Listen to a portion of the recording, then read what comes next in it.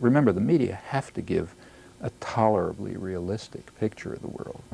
They can't just give pure propaganda, even if they were just if they're just working for business. I mean, suppose that they're just working for business, which they aren't.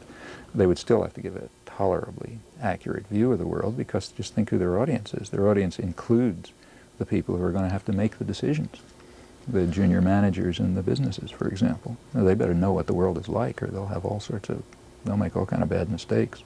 The state managers and others. So yeah, if you read the media with sufficient cynicism and criticism, and you read it broadly enough, and you understand what's going on, you understand that there's an intensive effort to make you see things in a particular way, then you can resist.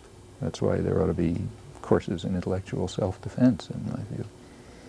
How can you stay informed? What publications can you read, considering the mainstream media is not sufficient? Well, yeah, it's work. I mean, there is. First of all, I would say that there's nothing that you should read without a critical and skeptical eye. I mean, everything is written from some point of view, and you might as well figure out the point of view and try to compensate for it. And everything's selective and so on. But there is a diversity of things in the country. I mean, there's, for example, small magazines which give a very different picture.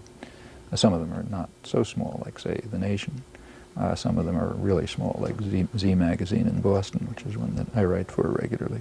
But if you look at these things, you get a very different picture of the world. In my personal view, it's often a more accurate picture, but that's for people to decide for themselves. Anyway, you get a different picture, different information, other sources. And if you really spend a lot of time on it, you can become informed.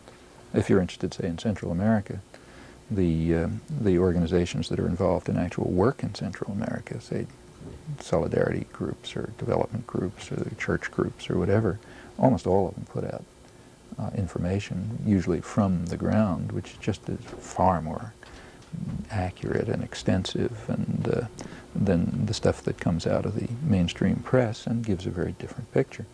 The point is that you have to work, and that's why the propaganda system is so successful. Very few people are going to have the time or the energy or the commitment to carry out the constant battle that's required to get outside of, McNeil Lehrer or, Dan Rather or somebody like that. The easy thing to do, you come home from work, you're tired, you had a busy day, you're not going to spend the evening carrying out a research project. So you turn on the tube and you say it's probably right, or you look at the headlines in the paper and then you watch the sports or something. And that's basically the way the system of indoctrination works. Sure, the other stuff is there, but you're going to have to work to find it.